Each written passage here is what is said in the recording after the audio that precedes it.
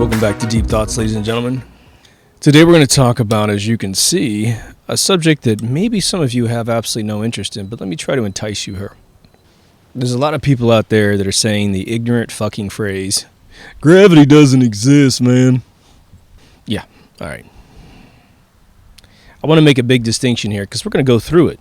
We're going to go through a lot of different stuff related to gravity, and I'm not sure it's going to last an hour. We'll see what we can do.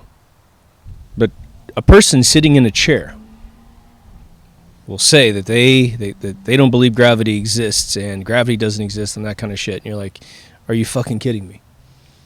What do you think is holding your ass to that chair? When you get on a weight scale, what are you measuring? I'm going to tell you what gravity is today.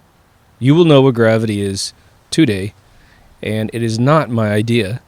It was discovered by absolutely brainiac people, and for those of you who watch every single episode, I do apologize. This is a gigantic repeat from a sort of a digression that I go into in various episodes, but this time around we're going to stick with it because that way I can just refer to the gravity episode and then we can move on in future episodes. I don't have to go through it a bunch of times, right? What people are trying to say is that they don't think that we understand what gravity is, and that what they've been told about what gravity is, they disagree with.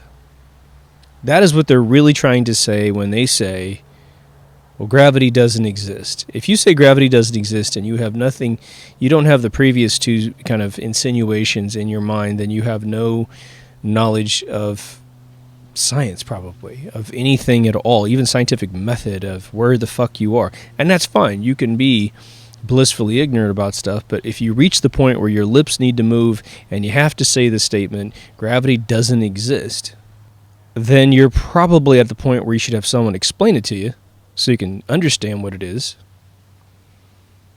and move on with life, you know? At the most fundamental level, gravity is a force, right? Something is exerting force on mass, which we're going to get into all the nuances of what that is, because we can't just say the basic stuff. This will all be simple to understand, trust me. But the one reason why gravity has remained obfuscated, meaning hidden, its true beauty, is that if you could harness force as a human being, you could create perpetual motor engines. It's bad enough that in America, we stopped doing hydroelectric power plants in the early 70s because the power companies said, Jesus Christ, this stuff is free. No one's going to pay money for something that is generally free. Once they subsidize the creation of a dam with turbines in it, and there's all kinds of cool shit now that doesn't even stop the water. It just takes advantage of rapids and shakes it. We can put these little units on the coast of every single beachfront property so far out that no surfer's going to bump into it, so far out that you don't have to worry about it. It's low enough in the ground, it's deep enough that no ship hole will bump into it. But the second that man can harness force, because man has a complete understanding of gravity, because it's going to go out of the basic gravity that you and I experience, and it's going to excel into models by which we could orchestrate the gravity. There are big reasons why this has been obfuscated, but this episode right here is going to tell you exactly how it works, and I'm going to be stealing from Eric Dollard, who steals from all the masters of the world. Right? Faraday to Tesla, as I always say. When you go to physics in high school today, they say that gravity is a mysterious force by which mass pulls on mass. Wrong. Mass does not pull on mass and never has. So all of you who've patted yourself on the back, you got a little bruise for how fucking smart you are on your back shoulder blade, which is none of my listeners. They're wrong, and you're wrong. Don't believe it. It has nothing to do with anything. The reason why they've been able to create this shitty theory and hang on to it is that no one thinks beyond the basics, and all of the literature that Eric Dollard has we owe fucking Eric Dollard, in my opinion, so much. He deserves a fucking bronze statue somewhere in the world, because he had the fortune of growing up extremely brilliant, and then he had the intelligence to do tests and stuff that, proving the fact that he can make light. He can make an electronic circuit on longitudinal circuit travel 11 times the speed of light in 1988 in a basement. He went and resurrected all of the books of all the geniuses that really discovered electricity to tell us exactly what gravity was. And all we did was we allowed this fucking guy Einstein to come into the equation, get built up, just like we do all things, into a way beyond his intelligence, sort of Peter Sellers being there fucking guy, and then he could say anything. He could just be a fucking idiot and say something. He wasn't an idiot, but he could say anything, and it became law. And I don't know if he's a shill. I don't know if he's a fake Shakespeare, where he really isn't a brilliant guy like Peter Sellers and being there. And they inserted the narrative that got rid of all of these clues on how we can create free energy systems, perpetual motors, all this good stuff, right? I know I'm bitching a little bit here, but let me just get out of my system. There's a fundamental particle in the universe. It does not require a fabric to exist. It brings its own payload into the infinite void that is. The infinite is that is our container. And it is called an ethereal particle. It has no electrical charge.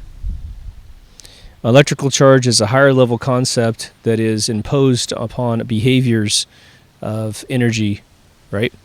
And apparently, as tests have revealed, ether appears to be densely everywhere. It is not infinitely packed, right? It's not packed like, some salt cube. It flows. It flows like wind in the universe. It has been tracked several times by several people. The two most notable people that tracked it were about 50 years apart in age. One was Faraday, and the other one was Tesla, and both of them tracked it at 50 times the speed of light. But the behavior of ether is a chaotic, evenly distributed, when undisturbed, wind. Particles are flying in all directions. They probably bounce off of each other at some point. But at some point, ethereal winds create currents. For those of you who have gone down to a river and you look down at a current, and your relative says, you're a little child, and your relative says, if you ever get into a river, be very careful about those little vortexes in the water. It looks just like your drain, your tub drain at the end of the drain of all the water in your tub, right? Spiraling. And they say those currents are really strong and they can drag you down and drown you. Now, if I take you down there today and I show you a current in the water and I point at it, I say, what's that? And you go, that's a current. And I look at you and I go, it's actually just water. It's just water. It's behaving in a particular manner by which you classify as a current. But if you put your hand into it, you're not going to pull out cotton candy. You're going to get wet. But because of its particular behavior, its vortex shape, it's gained force. Isn't that interesting? Well, if you pick a little bit of water up, you put your hand in the calm water about 10 feet back from the current, and you put it in your hand, it's just water. It's benign. It does nothing but make you wet. Moisturizes you. But you walk up 10 feet and put your arm in a big current, and it starts yanking you down. You get in it, you'll drown, potentially, right? That's pretty interesting. But what causes a current to exist, right? If water is just flowing down a beautiful trough, there's no currents. Water bumps into something and starts spinning. It starts creating a trajectory. Just like when you play pool and you put the cue stick a little bit to the left, boom, you hit it, starts creating English on that ball, starts spinning.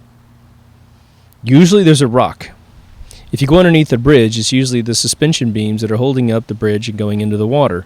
Water's bouncing off it. starts twirling, because that's what it does. It starts influencing all the other water particles, and it starts swirling. A current is a macro thing. It is a gigantic collection of God knows how many ethereal particles that are behaving in a certain way that you can recognize atomic mass, quote unquote, as water. And then you put a behavioral model on it, and then it's a current. You put an intellectual model on that, and it becomes a danger. See how that manifests up from nothing? It's not really nothing, but it's this fundamental particle. But this is about gravity. But we have to understand ether. We must bring ether back into the classroom. It is 1,000% real, and it was only theorized away by lazy assholes who were working for J.P. Morgan, working for energy companies that were trying to hide the very fundamental fabric of what we have as a universe to make sure that you're not able to go past them or around them. You're not able to conceive of an anti-gravity machine because you don't understand what gravity is, because it's been obfuscated, hidden. We're gonna pierce that veil today. Again, I apologize before I go through this example again, because I've given the example dozens of times on various shows. Gravity is nothing more than the negative pressure created between two objects that I want you to think of these objects as currents in your mind. Okay? Earth is a current. It is a collection of seemingly infinite numbers of particles that all comprise microcurrents, right? Every electron, neutron, proton, photon, everything, neutron, it's all currents. It is the way that the water is moving that we classify those currents of ethereal winds as something of a higher construct, a higher thing. You've got a bunch of little tiny Legos. Even if I gave you the tiny Lego, right, the one that's super duper small, you'd obviously only be able to go in a linear dimension. But if I give you one that's got two segments, it's only one high, one wide, you could start creating life with just that little tiny Lego. Well, that's what an ethereal particle allows in this universe. So it all twirls together and creates an Earth. We are a part of Earth. The sun has its own plasma ball and its own fusion exterior, and it's its own object. But because the Earth and the sun are made of the exact same thing that the rest of the universe is made out of, when the ethereal winds fly around the universe and they hit their own kind, and it really just comes down to they hit each other because they have the same size, right? As no one really knows what an ethereal particle looks like, we have to assume that it is as infinitely dense as it needs to be to become something that you could touch, right? The idea is if you had something that, everyone who buys a really thick sweater, you could pull it really hard in four directions and you could drop sand beads between the threads, right? Because it's not quite as dense. But we have to assume that ethereal particles are good enough to bump into each other. So once that starts occurring, which is just basic physical model universe, okay? What's beautiful about this is it's a physical model that you can put in a computer, and as soon as you simulate ether in the universe, you immediately see gravity happen. Immediately. And you would immediately, once you have a little bit of gravity, you start to have orbital behaviors, okay? Which start giving you all of the classifications of energy that we know, all right? Ether comes at the sun from all directions, evenly from all directions. But ether is used to being unimpeded, right? It just moves all over the place. But when it bounces off something, a huge collection of its own currents, all tied together and tangled together, it starts creating, there starts to be less ether in the universe at a particular location, because where it would have went from point A to point B, it stopped at C and bounced back to point A. And this is best illustrated by something you have done. If you're 20 years old, you've definitely done it. You've been in a very windy parking lot, field, sports stadium outside, whether it be football, whatever, and you have a friend that you're walking up against. Usually it's someone you're attracted to. And it's cold, usually a little bit, but the wind's blowing you all over the place, and of course you have gravity yanking you down on your feet, but we can ignore that particular vector for this example. But you start walking towards each other. Now, 10 feet away, you don't really feel each other. There's still a ton of wind on your chest, ton of wind on your back. Same thing for them. When you get within 12 inches of each other, you now can sense each other's presence on a pressure level. Their back is blocking the chaotic wind that would normally have hit you in the chest, and your back is blocking the chaotic wind that would normally hit them in the chest. If you had a pressure gauge that was very sensitive, and you pushed your arm out to your left and you took a temperature reading or pressure reading of the ambient wind and air pressure, it would be higher than if you put it between your chest at, say, 6 inches, when you're 6 inches apart from your mate, because you've created a negative pressure. This is how wings work on jets, people. The shape of a wing creates a negative pressure on top of the wing such that at a particular speed, if you put a streamer on the top of a wing, the funny question they always ask in physics is, if I tied a bunch of streamers to the top of a wing and we flew, what direction would the streamers go? And everyone says straight back because they see that. Well, no, they actually go straight up because of the design of the wing. All right? It creates a negative pressure on the top of the wing. That's how flight happens. But somehow we have our heads up our ass when it comes to normal physics of how the universe works, right? What's interesting is someone might split the hair and go, yeah, man, but you're talking about oxygen. We're piercing oxygen with the wing of a plane. That's different than this fake ethereal wind stuff you have. No. As it is above, so too it is below. Macro emulates micro. Micro emulates macro. Honestly, the wing is a macro. The micro behavior that is gravity is just produced by the smallest unit of mass that has ever been identified. So let's loop back on this because we're going to talk about weightlessness, and we're going to get into these gravity waves that they say they've discovered, and we'll get into Einstein's whole space-time relativity thing, which I did touch on in a recent episode, but we're going to quickly go by the repeat of a recent episode, and we will get into some of the more detailed stuff that I don't talk about. Let's say that you wanted to make a 60-ton rock totally weightless. It's not inversely affected in that it will fly up into the air and disappear into the sky. That's a whole different mechanism. But let's just say we wanted it to be like a balloon with a perfect amount of helium in it that it doesn't float away. It doesn't go up. It doesn't go down. You know, it's like when you've had a balloon from the circus or something for a week, it starts to kind of just hover in the air, right? Well, we could make rocks do that too. We could make anything do that. Why is the rock being held down? Gravity is this super weak force, but somehow there's 60-ton rocks in the world, right? 100-ton rocks. The pyramids are made out of 2.3 million of these things, right? The Great Pyramid just by itself. The estimates are 2.3 to 2.5 million rocks. I mean, goddamn, that's phenomenal, right? How did they move all this stuff into place? How did the Coral Castle build his thing? All right, I'm going to tell you how easy it is. I'm not going to say that I know exactly how it's done perfectly, but this is the goal, that if we were to sit down a bunch of scientists, this is what our goal would be. We have to resonate the rock somehow, such that the ethereal winds that are actually slamming into the top of the rock without anything slamming against the bottom of the rock, because Earth is blocking the wind that would come up to the bottom. So if we could balance the amount of ethereal winds that we're pressuring on top of the rock and the same ethereal winds that push on the bottom, we get that thing to be floating in the air.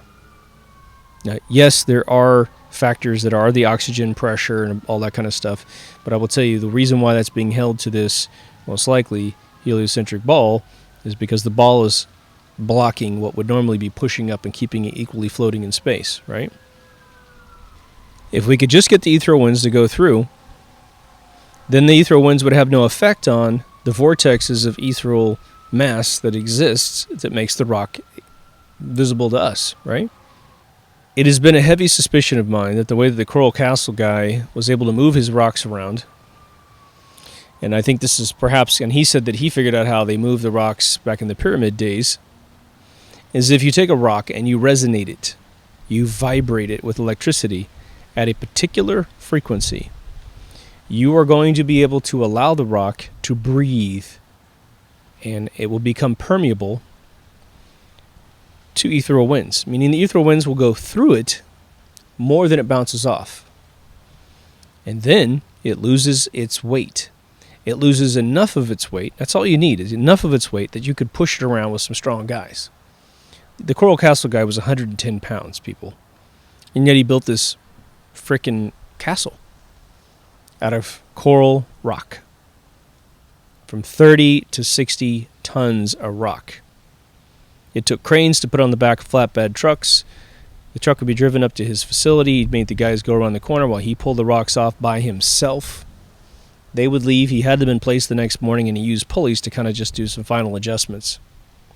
But the rock always had this mysterious brown box attached to it, which had wires that went into this little warehouse where he had this crank wheel, which creates electricity with magnets. It was all based on some very specific frequencies, and there's been some great documentaries that map a lot of his symbology in his castle to Masonic lodges and some of the Mason ideas that maybe this was a something that someone figured out through serendipitous, maybe using meridians out of the earth and figuring out the electricity did come out of the bowels of the earth and created this bleeding of ethereal winds out of the surface of the earth. And when they pushed a rock over this crevice, it became weightless. And as the meridians shift underneath the earth, because the plasma core shifts and the tectonic plates do kind of break apart and let the stuff out, and then it's gone, they were able to say, well, remember when the power was coming out of the earth and made the rocks weightless? Well, we can simulate power. We can channel power. We just got to figure out what frequency makes particular materials weightless. Now, I do think that the catch with the pyramids and the Coral Castle is that limestone and granite rock were susceptible to this technique, and coral rock was obviously, it's extremely porous rock. It probably has the same principle. It is susceptible to electrical stimulation with sacred geometry frequencies. You know, when you put sand on top of a black rectangle and you vibrate it with sound, it starts making beautiful shapes. Okay, you can do that invisibly on a rock, potentially, right? All they're doing is making sure that the ethereal winds that are trying to bounce off of the currents that do make up the rock no longer have compatibility, because he's taken the currents that are the energy cycles of electrons, neutrons, and protons inside this thing, and he's shaking it in such a way that the ethereal winds pass through it, and it becomes weightless. Faraday was quoted as saying, after, I believe, 40 years of research, that he was not able to figure out what ethereal particles are. But he said, I don't need to know how and why a steak dinner tastes good. I can just eat it and enjoy it. So he goes, I would have preferred to have figured out what ethereal winds are, what ethereal particles are, but I don't really need to figure it out. I can just obey and build physical models and machinery based on my knowledge of it. Now, no one contests the brilliance of Nikola Tesla. I will eventually do an episode on him 100%. I'm going to do an episode on Eric Dollard as well. Nikola Tesla measured it, proved that it exists. And then Einstein, who is we have to give him potentially some credit here, but, the only thing Einstein's really credited with is the atomic bomb. And it is actually pretty well asserted that, he was a patsy for the blame game on the nuclear bomb, and that it wasn't necessarily his E equals MC squared thing that actually jostled everyone's belief system into energy as mass and mass as energy. I think it was well understood before he wrote it down. He just happened to create a big flawed formula that actually ended with that assertion, because his formula doesn't allow anything to travel faster than the speed of light. It is not correct. Hell, according to him, a photon can't even fucking exist. It's ridiculous. But let's talk about these gravity waves. Gravity waves, technically being discovered, is sort of a lowbrow discovery. I mean, it is, for me, I've heard this repeated over and over and over again by really brilliant friends of mine. Well, they've discovered gravity waves. Like, yeah? So what? The fuck is that? It's a quantified stream of gravity waves, of a force that is the weakest force in the universe that holds it all together. I mean, we see gravity all the time. I got gravity waves in my pants, for fuck's sake, right? Big deal. But then what they try to do is say, because person A said gravity waves are going to exist, you will discover them some point, anything else person A theorized is true. Imagine someone's racist and they came up with some scientific theories. Two things that are completely fucking unrelated to each other. The way we run science today, well, then I guess whatever assertions they want to make about a particular race are true, because everything else they said was true. They're so smart, right? Gravity waves exist regardless of what anyone thinks gravity is. But the ethereal particle model of the universe is absolutely perfect. It is that truth with a capital T. It is flawlessly possible to simulate this in a computer if you had enough memory to hold a bunch of particles. It is 100,000% capable of being modeled. And the beautiful thing is it doesn't really have any notion of positive electron charges. Those are just behaviors that are being classified.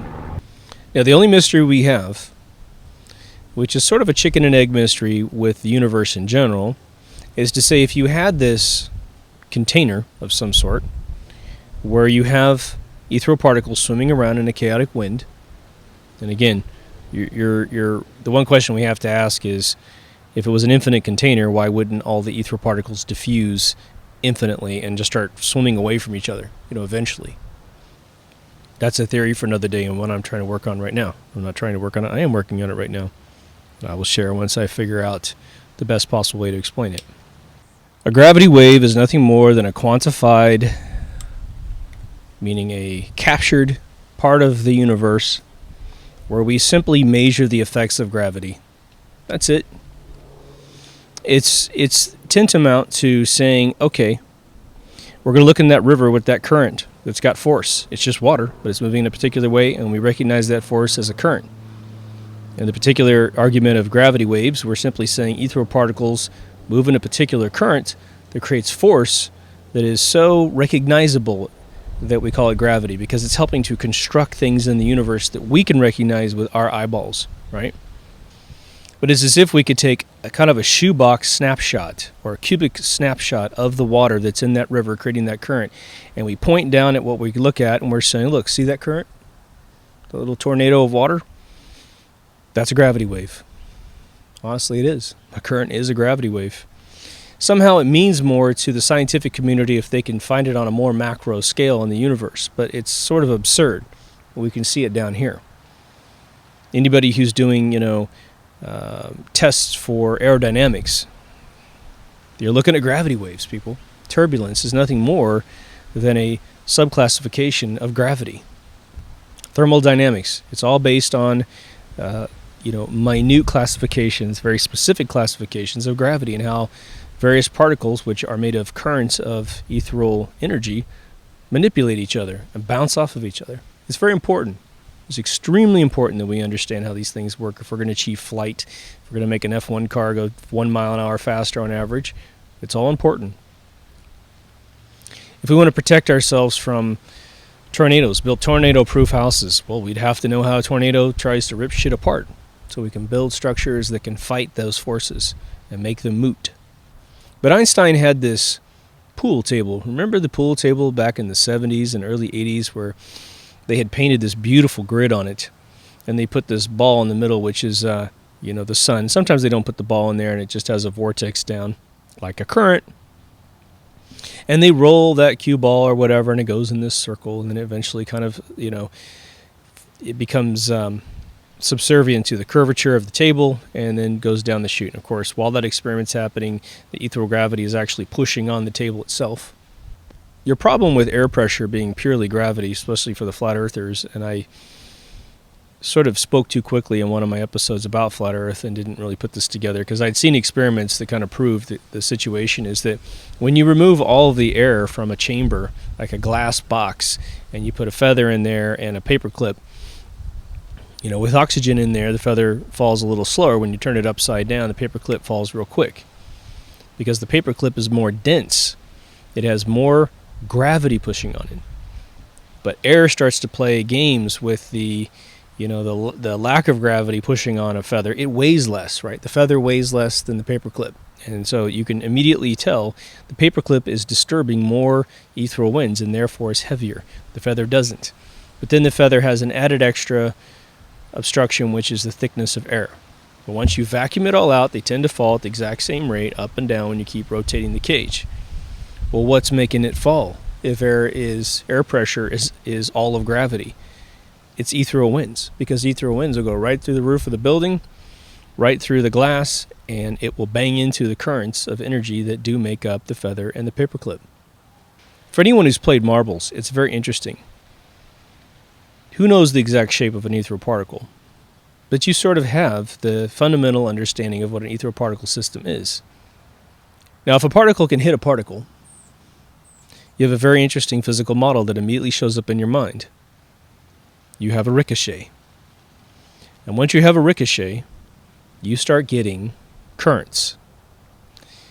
Nobody really knows how dense ethereal particles are. Probably Faraday and Tesla did. I do not have that information at this point in my life.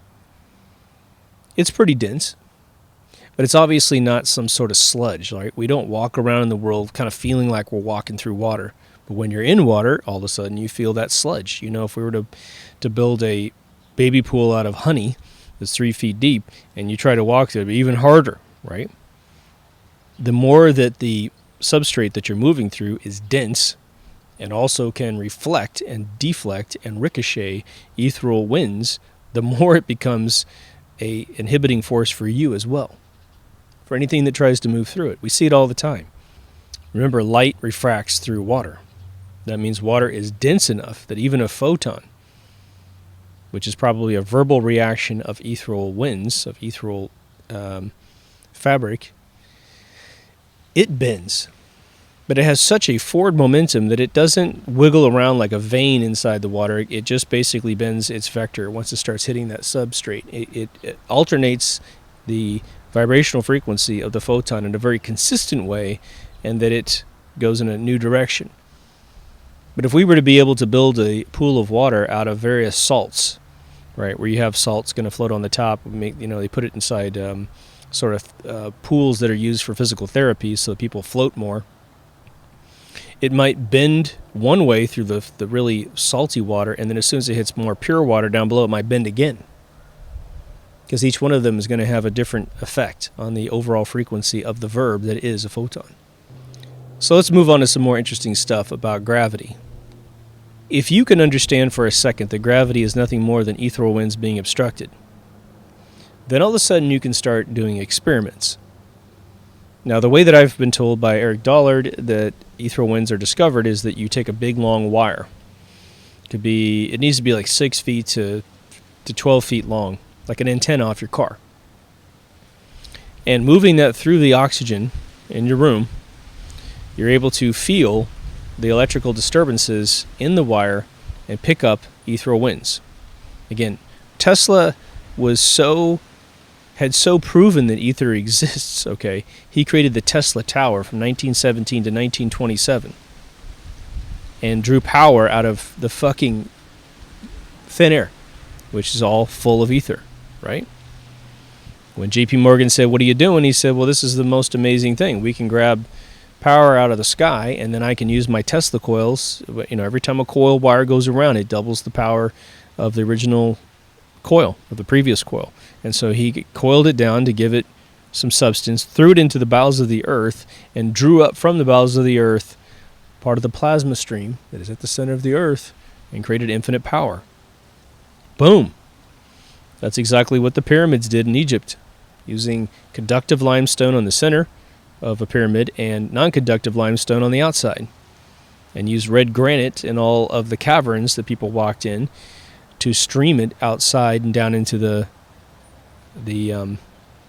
plateau, which was, classified as being taller than the pyramids themselves. The Great Pyramid's about 455 feet tall.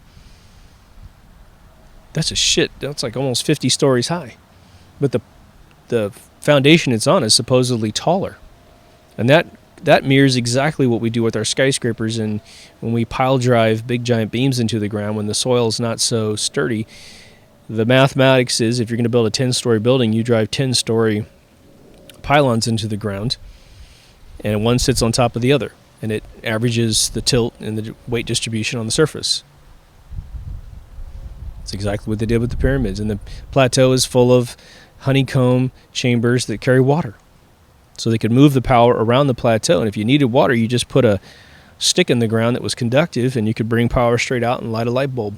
So anywhere in Egypt, while the Giza Plateau, you could get power, you could get lights. And that's why the pyramids don't have any, torch marks on the walls, because they could just turn on power anywhere they were. That's how Tesla was able to fill his laboratory with light without having light bulbs. He had ionized plasma gas, most likely, in his ceiling. And somehow he could control its creation and consumption into probably thermal light energy in such a way it was safe for everyone in the room. Why didn't any of his equipment have a power cable in the wall? Because he just projected the power directly into the unit. He just needed to oscillate ether in such a way that it stimulated the conductive surface of all of his circuits, perhaps of his power sources. Again, all of his shit was confiscated because no one was allowed to know how this dude walked right around the power companies. But let's say that we did understand that ethereal winds are gravity. Then, especially if you started learning that in grade school, which you should, because a grade school kid could understand this shit once you draw a diagram on the board. Then we could start thinking about, all right, we're not quite sure exactly what ethereal particles are, just like Faraday said, but we don't have to. We can manipulate and figure out methodologies to change its behavior at any one point in time. Well, what happens if you could build a little machine that could use maybe electromagnetic fields, electromagnetism, to manipulate the field of energy around a particular unit? What does that have to do with gravity? Well, if everything's made of the same stuff, and that's pretty much a certainty in the universe, no matter who you're talking to, if it's all made of some fundamental particle, and you're manipulating anything in the universe at all, especially in some sort of current, right? You're creating some sort of force field of energy around a particular object, and you are starting to play with the interaction of the ethereal winds with the mass that's inside the field. I saw a video a long time ago, probably more than 10 years ago on YouTube. Technically, probably about 12 years when I really started waking up. But I wasn't aware of ethereal theories. I hadn't discovered Eric Dollard. But it looked like, and I've said this several times on the show, and this is one of the major sources. There was someone who created a documentary collage, if you will, a montage, if you will, of lectures that had been given from about 1960 to about 1965, 66, somewhere in there, where professors in every major university were illustrating to their students how we could theoretically create anti-gravity machines. And it all dealt with the manipulation of electromagnetic fields. Why electromagnetic fields? Well, it's one of the things that is pretty easy to create. We're not going to be talking about the efficiency of energy being used. You may have to put a lot more energy in than is going to be monetizable by what you create, right? You could move a rock from, say, the back of your backyard to the front of your front yard, by using energy, but you may take, gigawatts to do it. So it's not feasible in our maybe layman's take on the whole thing. But that's not important yet. We can make it more efficient later. And we might be able to find better ways of manipulating the ethereal winds around an object at a later date using better techniques, right?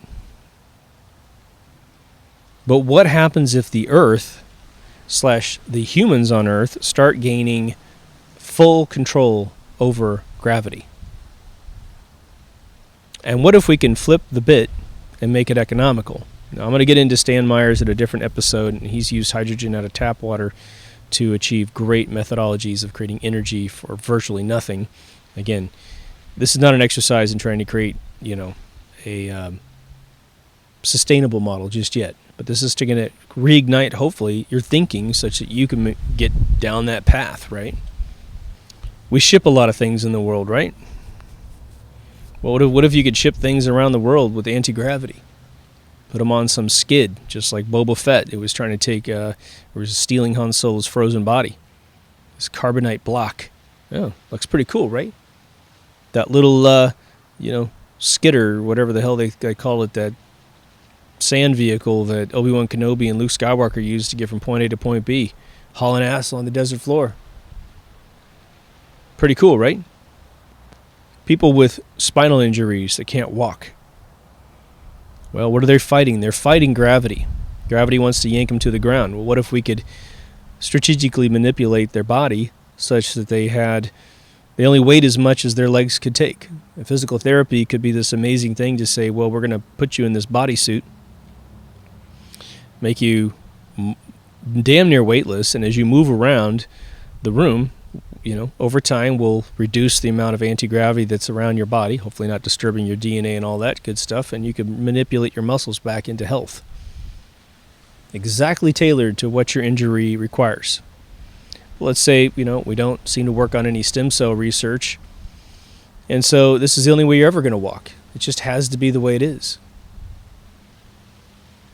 The benefits of anti-gravity is actually pretty phenomenal, but one of the biggest ones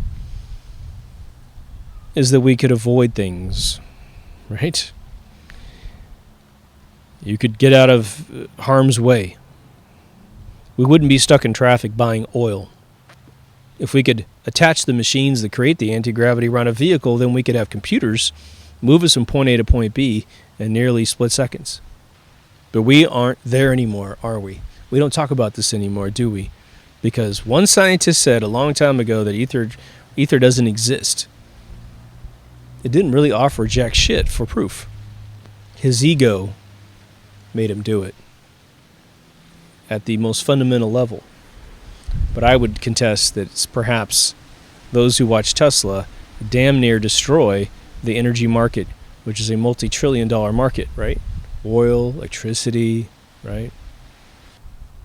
What I have found difficult in explaining gravity to other people is that we have so many slots in our mind, right? When I was a kid, they made telephone numbers 7 digits long because they determined that the human mind has an innate ability to memorize 7 individual symbols at once, associated with a master symbol, meaning if your name's John and I am trying to remember your phone number, I don't have to remember the area code because we didn't travel as much back in the day. We didn't have pagers fucking up all the area codes, running out of phone numbers. We didn't have cell phones, giving every single individual human being its own telephone number. So it was easy. And because you lived in a small town or whatever town you lived in, your area code was always the same, and your prefix was usually the same. And all you really had to kind of memorize was the last 4 digits. When you try to get people to imagine in their mind this notion that everything is nothing more than orbital patterns, right? Vectors slash vortexes slash currents of the same exact stuff. Again, a current is made of water. Ether is the water. Current is any designation you want to give to whatever you're looking at, right? To break it down even further, this is just occurred to me. You've gone to probably a rushing river, and there's whitecaps. And someone will talk to each other, well, how's the river today? Oh, it's great, man. The whitecaps are great. They're not too big, not too small. And so you're also taking water that is hitting an object, frothing up some oxygen in it, and creating a lot of bubbles that turns white, and we call that whitecaps. When we talk about the surf on the edge of the coast, we don't want a lot of whitecaps. We want just beautiful crashing waves. Then we have waves. What are waves? Well, there's little waves, there's little bumpy waves, there's gigantic pipes in Hawaii that are 50, 60, 100 feet tall. And we try to get on surfboards, fiberglass currents, and we ride the water currents. At all times, any way you can classify water, in any way, shape, or form, you are engaged in the exact intellectual, scientific process that we need to use for ether. Ether is the most fundamental water in the universe. It is not as dense as water. It is not as easy to hold in your hand as water. But it is, nonetheless, what everything is made out of. The other sort of stipulation with the way that we view mass is that we think of things in quantifiable packets like atoms. If I said neutron, virtually every scientist in the world thinks of it as a ball of energy, a sphere. An electron is always portrayed as a sphere of negative energy. To my knowledge, the only esoteric demand we have in conceptual physics is a photon, because it was theorized by Newton to be a particle, and then it was later proven to be behaving more like a wave, which is why the shadows on the ground of my patio are furry at the edges. Whoop-de-doo. Whoop-de-doo. Could be a particle that moves in a wave. You barely ever hear that theory. But you get the sense that you've actually engaged in the exact intellectual process and the scientific demands that it will take to understand the entire universe. But everything out there is just a bunch of orbiting ethereal particles that serendipitously most likely came about due to their serendipitous collision with each other, creating all these various minute currents that eventually coalesce to create what we are today. Now, I'm not talking about I am leaving out the notion of who did it. I'm leaving out the notion of where it all came from. That is for you to philosophically decide for yourself, right? Whether or not there's a central consciousness on a different plane that's manipulating this stuff, or whether or not, it's full evolution, something from nothing idea. I'll throw you out a very existential concept that you can, if you're having a problem ingesting what I'm saying right now, not on a technical level, but on a spiritual level, think about it this way.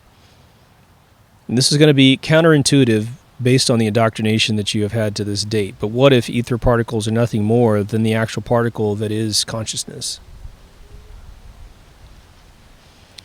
And so God, a centralized consciousness of the universe, merely thinking things into creation, the substrate of his consciousness is the ethereal particle. And so when he says, let there be light, he controls that shit. He creates the reaction that is a photon. Could be even subliminal to God. He just feels it and thinks it, and it happens. And all of the details of what his thought is autonomic to him. Just happens. I won't belabor that, but that just will give you a little bit of an idea of how existential this whole thing could be. My only frustration with this whole theory is I didn't understand it a long time ago when I wasted 10, 15 years of my life developing unified theories of my own, teaching my child that, gravity was mass pulling against mass and how much of a mystery that was. I completely bullshitted my kid on accident because I didn't have a better model of the whole thing. A more simple model. It's totally simple to understand. I have friends that claim that they have friends, like I would say what I would call my closest family friends. I'm not related to them, but they are famous in technical ways, not just for building computers really fast, but really technical manners. And they have been approached by friends who are fans of theirs and taken them to dinner, and they are supposedly in very deep projects in governmental research. And they have said on many claims, and this is what's interesting to me because listening to the conversation, to me, it almost sounds like someone's bullshitting my buddy. But the assertion is that, the United States government, at least in its military, groups, probably sort of maybe an Area 51S for Los Alamos Labs, Wright-Patterson Air Force Base, whatever, that they have developed anti-gravity capabilities. Consequently, I do not believe there's any claim of ripping it off from alien spacecraft. But everything that Bob Lazar talked about anti-gravity actually maps and mirrors the ethereal model 100%. Okay, we'll get into that before I close out here.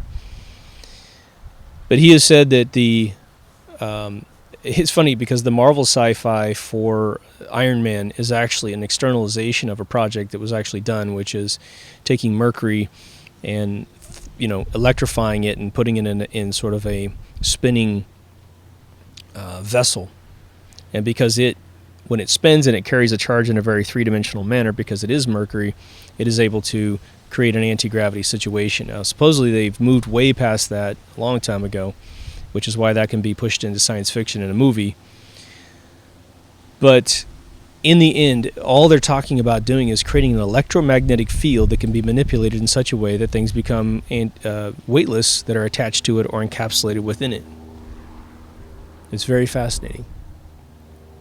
Now, Bob Lazar, if you're not familiar with him, he is the gentleman that was very famous in the late 80s, early 90s for saying that he worked at S4 and worked on one of 9 recovered UFOs.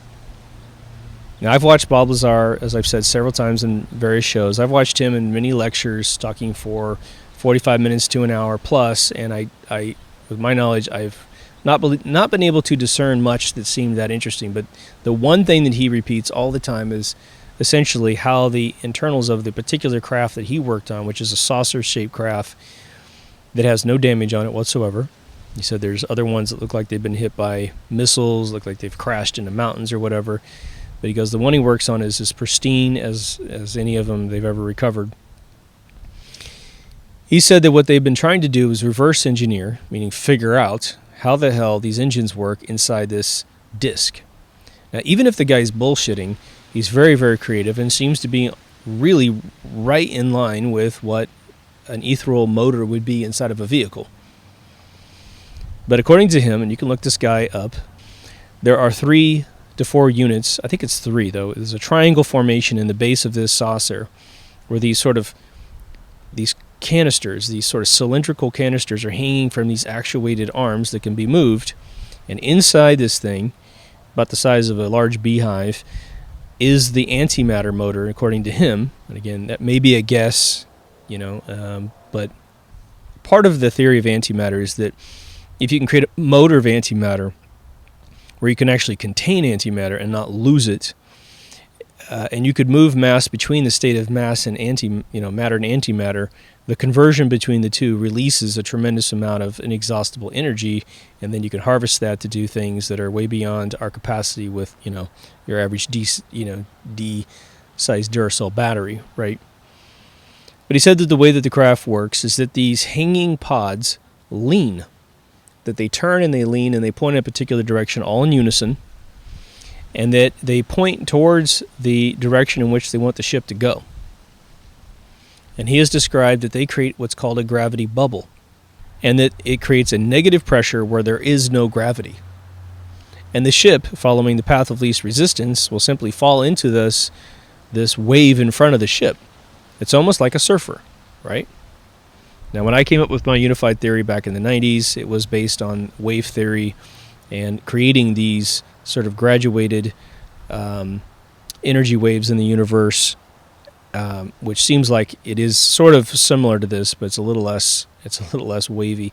But this technique creates a wave that the ship rides on indefinitely. Well, that would be an anti-gravity motor, according to him. Doesn't really have to be, but let's just say it is, creating a electromagnetic field in front of the ship, easily piercing the actual metal of the ship, disturbing and basically forcing the ether out of the way and saying there's a air pocket, let's just say, a void pocket of ether, meaning there is no ether in that pocket, or I would say a lot less than the rest of the surrounding area. And it goes pop right into that spot. And the assertion is basically that you could create this wave, keep it going for a really long time, and the ship would just continually build up speed. Now, whether or not the ship tops out at a particular velocity, who the hell knows? That's up for theory. But what's interesting is what he is saying completely mirrors 100% the knowledge of ethereal winds. All right? Now, they say that gravity is the weakest force that we know of in the universe. At least one of them. And so some people go, well, if they say it's so weak, then how the hell are we held down on planet Earth? Well, the reason is the Earth is so massive compared to our size that the amount of ethereal winds that it blocks from the bottom of the Earth, where we're sitting right now, like on the other side of the planet, that what is left pushing me down does not crush me, doesn't squish me like a bug. This is it. What I feel right now is the combination of all of the surface elements above me, which is oxygen and various other chemicals above me, being pushed down by the ether and pushing me to the ground. Honestly, you know exactly how weak the force is. Just sit down and feel the pressure on the top of your body. That's exactly how powerful it is when you displace it this much. Now, if you take the Earth and you double its size, you're going to get squashed. because now the amount of ethereal winds pushing on you is now much more intense. Now, the other thing we need to make a distinction on is this notion that supposedly the Earth, even if you adopt ethereal winds, that it somehow is absolute in its blockage. Maybe it is, maybe it's not. Maybe a lot of ether does penetrate the Earth through ricocheting off its core, and we do have this phantom force pushing up, and we've definitely tracked that many, many times in science. There is a special force that goes up against gravity, and that might be the little bit of leakage through the Earth, or that may be the effect of what happens at the center of an atom, where the dielectric wave bounces off the core of an atom, when it hits the magnetic orbit wave, and where we get electromagnetism, right? People like to assert for flat Earth. And, when you hear it, it sounds romantic, and then I hear it repeated by people, and I'm like, it would be nice for me to hear someone say this theory and then have an additional scientific theory that compensates for this ethereal wind, which I think is undeniably the truth, when they say that water cannot bend. Water always seeks a level. No, it doesn't. It absolutely does not seek a level. It seeks unification with the force that is pushing on it. That is what you're seeing. So when someone says there's no way that that the water doesn't fly off Earth, well, yeah, of course. The Earth doesn't spin fast enough to throw the oceans off, because it would have to spin so quickly that it's going to counteract the actual ethereal force on the Earth. But here's the thing. This thing wasn't made in a day, all right? And if it was made 100% the way it is, and therefore it's completely balanced if you're biblically, bound or predispositioned. But if you're willing to let God create things with science, water can be grabbed and pushed down to any shape that the object is. Now, planets are round, okay, because that is what happens when you equally push on dynamic mass, dirt, soil, chemicals of all kinds from all sides due to this, this current that is creating this blockage of ether. If Earth was the shape of a pear, we would merely look at, water would be a little bit more dense, where Earth was more capable of blocking ethereal winds. Where it was less capable of blocking ethereal winds, the water would be more shallow. But it would bend around the shape of a pear. It would. I think those in the know exactly what gravity is. If you were, say, the benefactor of control over society, and let's just focus on the monetization of that control. Obviously, there's tyrannical control as well. And you were to educate 20 people, maybe 50, who the fuck knows? A small number of people when compared to the overall population of the world, whatever that is. And you sit them down and you say, look, here's the deal. We have to keep control over society, because have you ever seen a video of assholes fighting at a Denny's at 2 a.m? That's the option, right? We let those people do whatever the fuck they want, and they'll tear down the planet. They'll all become raiders in Fallout 4, right? The assholes that you have to fucking exterminate on the planet before you can ever have any peace. And so this is way more intense than us making another $1 trillion for our quadrillion-dollar Swiss bank accounts. And it's a philosophical bias that they have, that this is what has to happen. Who knows if that's what actually has to happen? Maybe we could all get along, right? But you take these key individuals, you educate them up on what energy has been sold to the people to be. A unit of power that must be purchased by the people from the controlling elite. And that's just the way it is. Power companies that are subsidized by local tax dollars to be constructed are immediately handed over to gigantic oligarchical monopolies that sell you your power. There's all this bullshit about, how monopolies are not allowed in the world, but you know what? I don't have a choice where I buy my power. And my power is not sanctioned by the government in terms of costs. So I live within the tyrannical model of a monopoly that controls all the energy that powers this place, that powers this camera right now, right? But they tell these individuals, this is the cover story, and this is what it really is. And your job, shit, they could pay these people $100 million a year. Wouldn't be anything to the amount of profit they make by keeping these people in place. But they said your job is to oversee the creation of academic books. You are to look into all research centers. You are to review every single peer-reviewed paper that's trying to get into a scientific magazine. You are to oversee the engineering teams of gigantic companies like Toyota and who knows what else, right?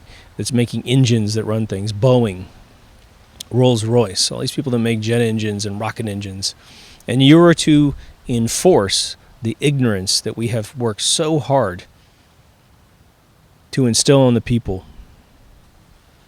And everywhere you go in that, these people go in the office complex, it's got pictures of Oppenheimer and Einstein and all the fucking sellouts that helped create the cover story that is the bullshit understanding of energy and the obfuscated phenomenon, quote unquote, of gravity.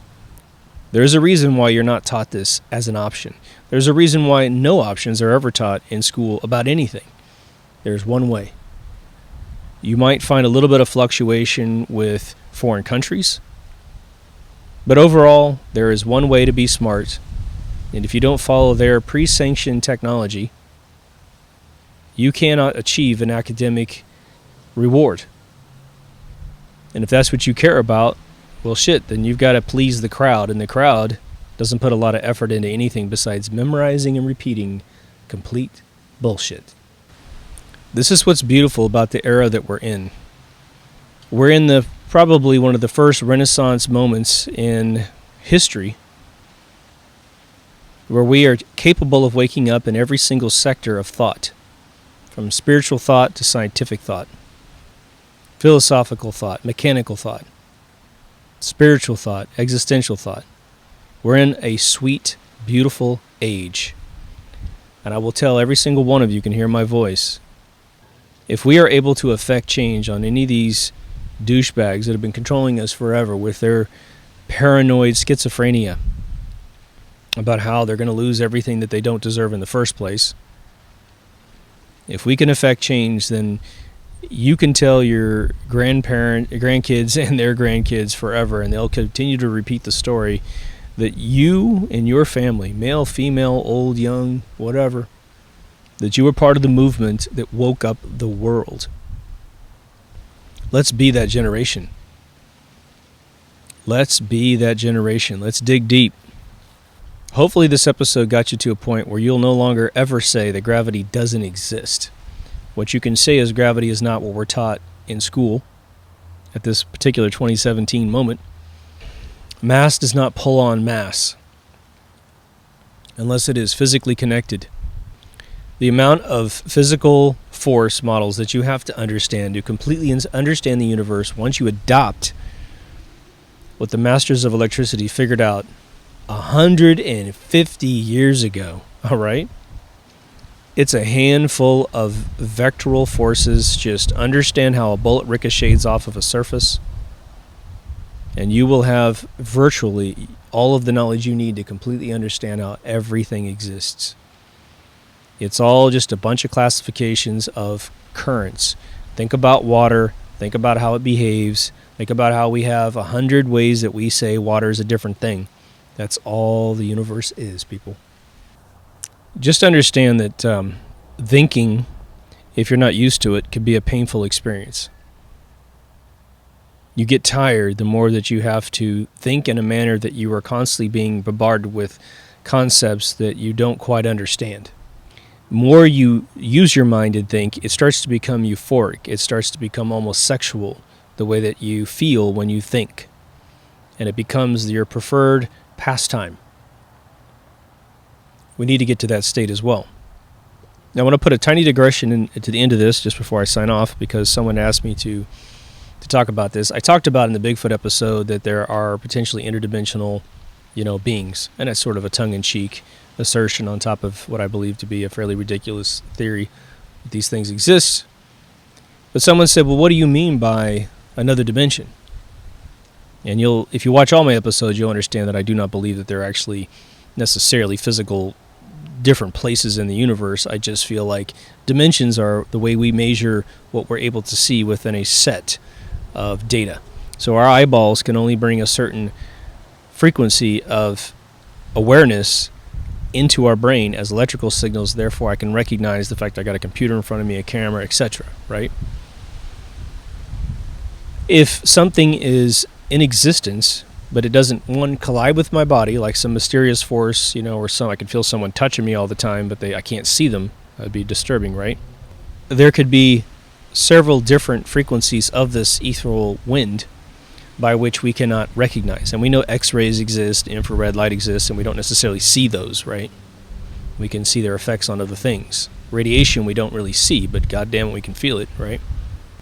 Just think about the fact that there could be life that is being brought into existence or sustained by the same exact model that we are sustained, but for whatever reason, due to frequency, not proximity really, but frequency, and it probably is a proximity thing in a physical model, it's able to vibrate and exist. Its current could be exactly on top of another current, but they're unable to interact with each other due to their methods of vibration. And so that's how you can have interdimensional life that is exactly where we are right now. And, it's kind of a foolish assertion that they're here exactly where we are. If there's other planets that, we could have 4 or 5 infinite, planes of existence where there's 2 solar systems right on top of each other, but you can't see them and they can't hit each other, and so that you don't notice they're there. So dimensions are just man's proprietary way to say, we're going to classify everything that moves like this in this dimension, and everything that moves like that is in a different dimension. Every time I hear someone say, oh my gosh, here's scientists, they got the dimensions up to like 32. Really? How about infinite? How about, since we know that frequencies are infinitely divisible and infinitely macro, that there's infinite dimensions? We don't really need to worry about it, okay? I don't know why we would do research. We don't understand our current dimension that we can see with our own physical eyes. But perhaps someone has a good reason. Anyway, hopefully that helps. And hopefully you feel me in this episode. I'm tired of the argument. I'm tired of people just arbitrarily saying that gravity doesn't exist with absolutely no follow-up with saying, well, I know there's 2 theories of gravity. There's the popular book theory, which is mass pulls against mass, which is classified in Wikipedia as quote-unquote a phenomenon in the first sentence. And then there's this ethereal model that was, discovered by the smartest men that have ever lived in our last 200 years. And they said there was ethereal winds that created gravity. And I know both those theories, and I say it doesn't exist, and here's why. That's what I've never heard. So there's no smoking gun with flat earth by saying water always seeks a level. That's complete horse shit. That's complete horse shit. Don't be one of those people. If you want to contest that, then you need to come up with a third theory that takes into account everything I've said on this episode. DeepThoughtsRadio.com for all the feeds. I will say at this exact moment I am figuring out for some reason iTunes is not updating manually. So I'm trying to figure out exactly what that deal is. So I can update it physically, manually. But DeepThoughtsRadio.com has the YouTube feed if you want to see a video of this whole adventure. Or it also links you off to the podcasts if you want to get it there. So again, if you're trying to listen to it on your mobile device, just access the website from your mobile device. Hit the little, looks like a speaker wave icon for RSS feed. You can use iTunes or Google Play. Those are the other 2 places. Just remember, search on Deep Thoughts Radio, and you'll find it. Anyway, thanks for joining me. I'll see you in the next episode. Take care of yourself and someone else. Over and out.